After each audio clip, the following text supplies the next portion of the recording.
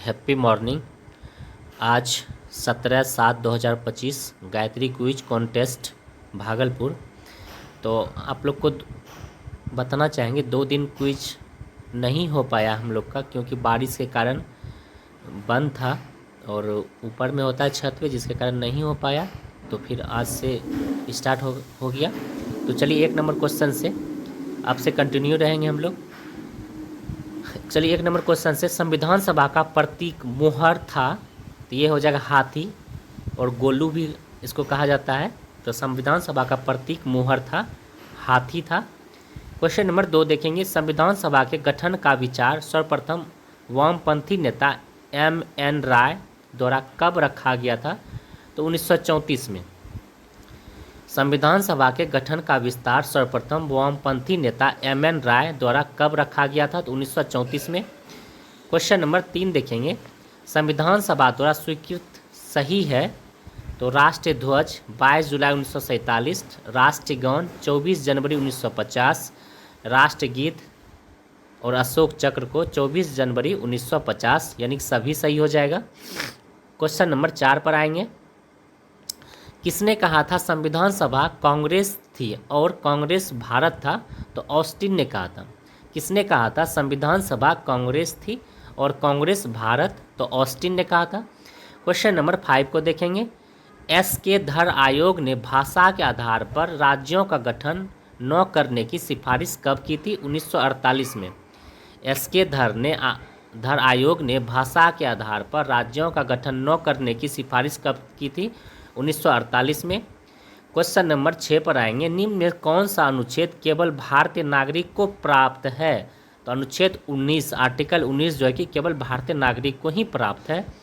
Question number 7 पर आएंगे, जब आर्टिकल 352 के अधीन आपातकाल की घोषणा की जाती है तो किस आर्टिकल के अनुसार आर्टिकल 19 स्वतः निलंबित हो जाती है? तो अनुच्छेद 358 हो जाएगा। क्वेश्चन नंबर 8 को देखेंगे, नागरिकों के लिए एक समान नागरिक संहिता लागू करने का प्रावधान किस आर्टिकल में है? तो आर्टिकल 44 हो जाएगा।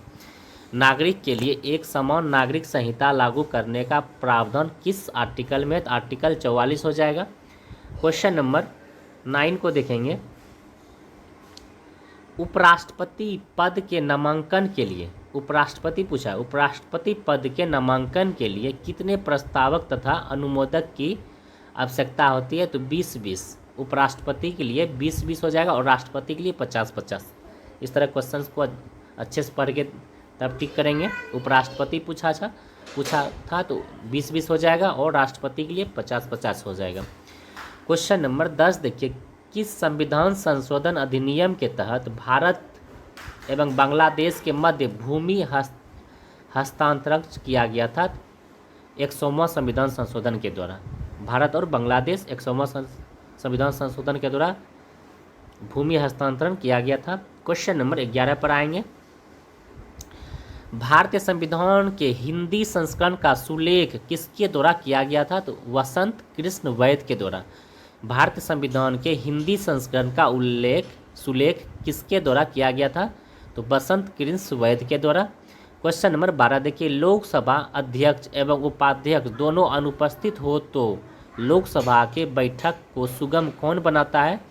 तो अध्यक्ष पैनल अध्यक्ष बनाता है। यदि लोकसभा अध्यक्ष एवं उपाध्यक्ष दोनों अनुपस्थित हो तो लोकसभा की बैठक को कौन सुगम बनाता है? तो अध्यक्ष पैनल।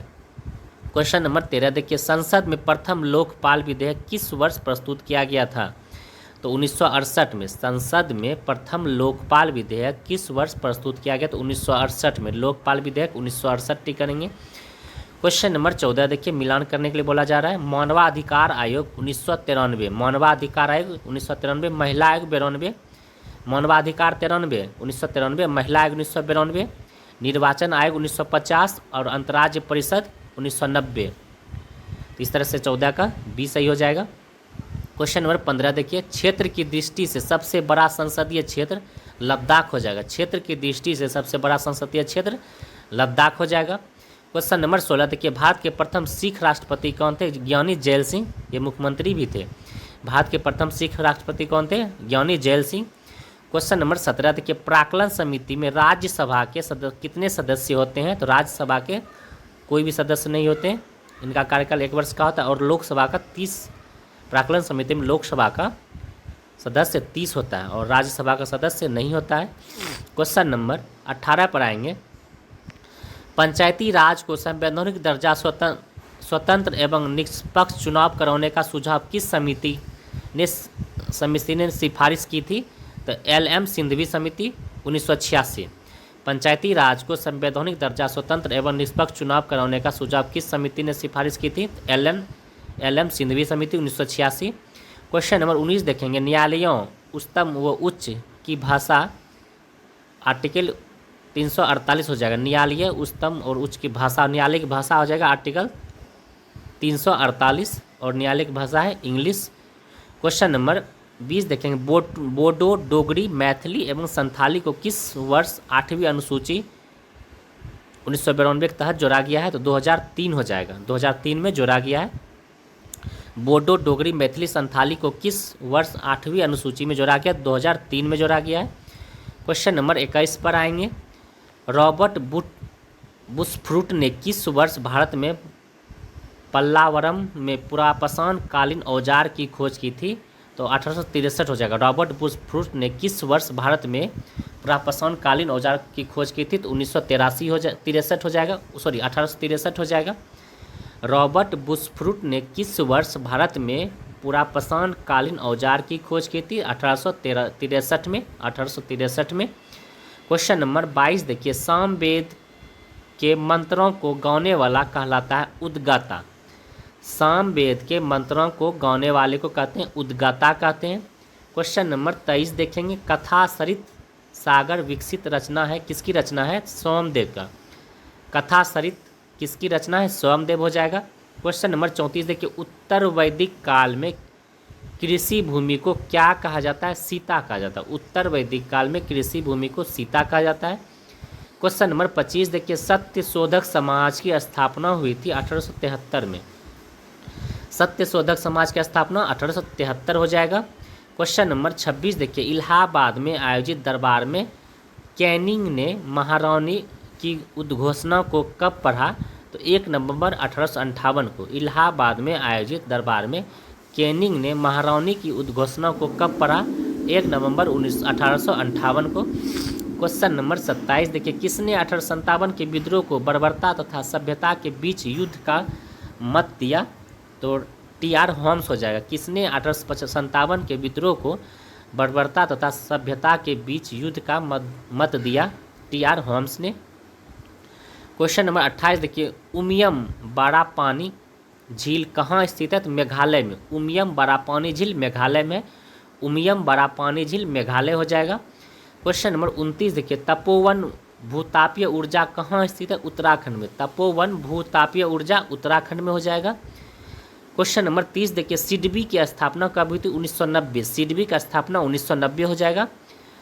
क्वेश्चन नंबर 31 देखिए, IFSC कोड में कितने अंक होते हैं? तो 11। IFSC कोड में 11 होते हैं। देखिए IFSC ये 3 लेटर हो गया, 3 डिजिट 0 हो जाएगा, तो 4 3 7 हो गया और 4 डिजिट अंक होता है, तो 7 4 11 हो जाएगा। इस तरह से हो जाएगा। क्वेश्चन नंबर 32 देखिए, प्रादेशिक जल सीमा 12 समुद्री मील तक फैला है। संलग्न क्षेत्र मंडल ये 24 समुद्री मील तक फैला है और अन्ययन क्षेत्र मंडल ये 200 समुद्री मील तक फैला है। इस तरह से 32 का ऑप्शन नंबर बी हो जाएगा। क्वेश्चन नंबर 33 देखिए, कौन सी चट्टान प्रणाली भारत में नवीनतम है? तो गोंडवाना। कौन सी चट्टान प्रणाली भारत में नवीनतम है? तो गोंडवाना हो जाएगा। क्वेश्चन नंबर 34 देखिए, नेलांग घाटी उत्तराखंड में। नेलांग घाटी कहाँ हो जाएगा? उत्तराखंड। नेलांग घाटी नेलांग उत्तराखंड हो जाएगा। याद रखेंगे, नेलांग घाटी उत्तराखंड, नेलांग घाटी उत्तराखंड, नेलांग घाटी उत्तराखंड, इस तरह से याद रखेंगे। क्वेश्चन नंबर 35 पर आएंगे, दक्षिण भारत की गंगटीकोटा घाटी कैन्यन निम्नलिखित नदियों में से किससे निर्मित हुई है? तो पेन्नार से। दक्षिण भारत की गंडीकोटा घाटी कैन्यन निम्नलिखित नदियों में से किससे निर्मित हुई है? तो पेन्नार हो जाएगा। क्वेश्चन नंबर 36 देखिए, चाय, कहवा, रबर, सिनकोना, काजू आदि के उत्पादन के लिए उपयुक्त मिट्टी हो जाएगा लेटेराइट मिट्टी। चाय, कहवा, रबर, सिनकोना, काजू आदि के उत्पादन के लिए उपयुक्त मिट्टी हो जाएगा लेटेराइट मिट्टी। क्वेश्चन नंबर 37 देखिए, निम्न युग में से कितने सही सुलेमित हैं? तो होकेरा आर्द्रभूमि, ये जम्मू कश्मीर में, होकेरा आर्द्रभूमि जम्मू कश्मीर हो जाएगा। रेणुका आर्द्रभूमि हिमाचल प्रदेश हो जाएगा, रेणुका आर्द्रभूमि हिमाचल प्रदेश। रुद्रे सागर झील त्रिपुरा, रुद्रे सागर त्रिपुरा। और संस्थात्मक भूमि ये हो जाएगा केरल हो जाएगा। इस तरह सब याद रखेंगे। क्वेश्चन नंबर 38 देखिए, हरित सोना क्रांति किसके उत्पादन से संबंधित है? बांस के उत्पादन से। हरित सोना क्रांति किसके उत्पादन से संबंधित है? बांस हो जाएगा, हरित सोना बांस। क्वेश्चन नंबर 39 देखिए, अधात्विक खनिज है संगमरमर, अधात्विक खनिज है हो जाएगा संगमरमर, अधात्विक खनिज संगमरमर हो जाएगा। क्वेश्चन नंबर 40 देखिए, भारतीय खनिज पदार्थों का भंडार किसे कहते हैं? तो छोटा नागपुर पठार को। भारतीय खनिज पदार्थों का भंडार किसे कहते हैं? छोटा नागपुर पठार को भारतीय खनिज भंडार कहते हैं। भारतीय खनिज पदार्थ का भंडार किसे कहते हैं? छोटा नागपुर पठार को। क्वेश्चन नंबर 41 पे आएंगे, हिंदुस्तान एल्यूमिनियम कंपनी किस देश की सहायता से स्थापित हुआ है? तो यूएसए की सहायता से। हिंदुस्तान एल्यूमिनियम कंपनी किस देश की सहायता से स्थापित हुआ है? तो यूएसए की सहायता से स्थापित हुआ है। क्वेश्चन नंबर 42 देखेंगे, अंडी और ओपोरतोपिक नाम से प्रचलित विवाह किस आदिवासी समुदाय से संबंधित? हो से। अंडी और ओपोरतिवी नाम से प्रचलित विवाह किस आदिवासी समुदाय से संबंधित है? हो जाएगा। क्वेश्चन नंबर 43 देखिए, कॉसमॉस किसकी प्रसिद्ध कृति है? तो हमबोल्ट का। कॉसमॉस किसकी प्रसिद्ध कृति है? तो हमबोल्ट हो जाएगा। क्वेश्चन नंबर 44 देखिए, किस ग्रह का घनत्व तो सबसे कम होता है? तो शनि ग्रह का।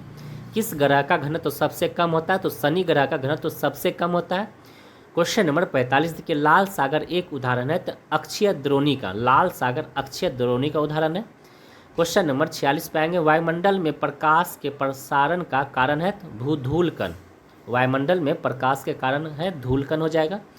क्वेश्चन नंबर 47 देखिए, वर्षा की मात्रा निर्भर करती है? तो वायुमंडल में नमी पर। वर्षा की मात्रा निर्भर करता है, वर्षा की मात्रा वायुमंडल में नमी पर वर्षा की मात्रा निर्भर करता है।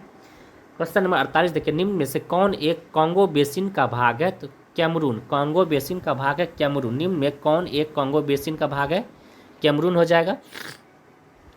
क्वेश्चन नंबर 50 पर आए 49 पे आएंगे, मंगोलिया की राजधानी उलान बटोर। मंगोलिया की राजधानी कहाँ हो जाएगा? उलान बटोर। क्वेश्चन नंबर 50 देखिए, ब्रिटिश हाउस ऑफ कॉमन का चुनाव करने वाले प्रथम भारतीय थे व्योमेश चंद्र बनर्जी। ये हार गए थे, उसके बाद दादा भाई नौरोजी बने थे। ब्रिटिश हाउस ऑफ कॉमन का चुनाव लड़ने वाले प्रथम भारतीय कौन थे? व्योमेश चंद्र बनर्जी। क्वेश्चन नंबर 51 को देखेंगे, महात्मा गांधी को टाइम मैगजीन ने पर्सन ऑफ द ईयर कब नामित किया? 1930 को। महात्मा गांधी को टाइम मैगजीन ने पर्सन ऑफ द ईयर कब नामित किया? 1930 हो जाएगा। क्वेश्चन नंबर 52 देखेंगे, पुस्तक द स्पिरिट ऑफ इस्लाम पुस्तक के लेखक सैयद अमीर अली थे। पुस्तक द स्पिरिट ऑफ इस्लाम पुस्तक के लेखक सैयद अमीर अली थे। क्वेश्चन नंबर 53 देखिए, लाला लाजपत राय मेजनी। लाला लाजपत राय के गुरु थे मेजनी। लाला लाजपत राय के गुरु कौन थे? मेजनी। महात्मा गांधी के गोपाल कृष्ण गोखले और सुभाष चंद्र बोस के चित्तरंजन दास और बाल गंगाधर तिलक के दादाभाई नौरोजी थे। बाल गंगाधर तिलक के गुरु दादाभाई नौरोजी थे। बाल गंगाधर तिलक के गुरु दादाभाई नौरोजी थे। सुभाष चंद्र बोस के गुरु चित्तरंजन दास थे।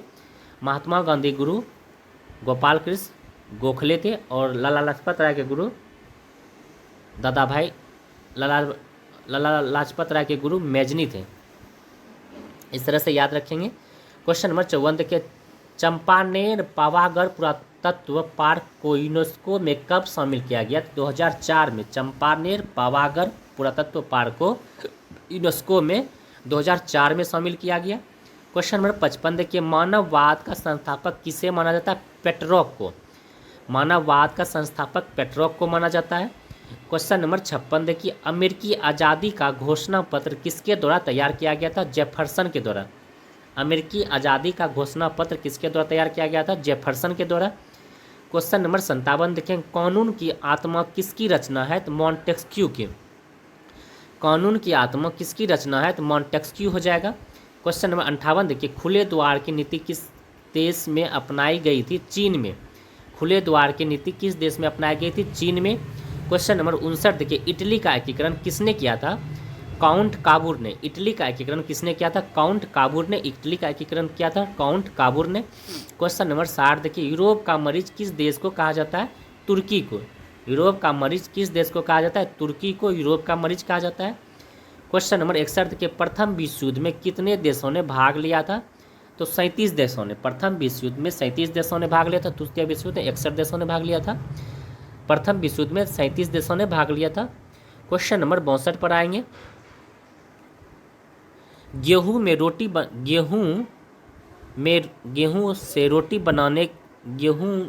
बनाने के गुण को प्रभावित करने वाला पदार्थ है ग्लूटीन।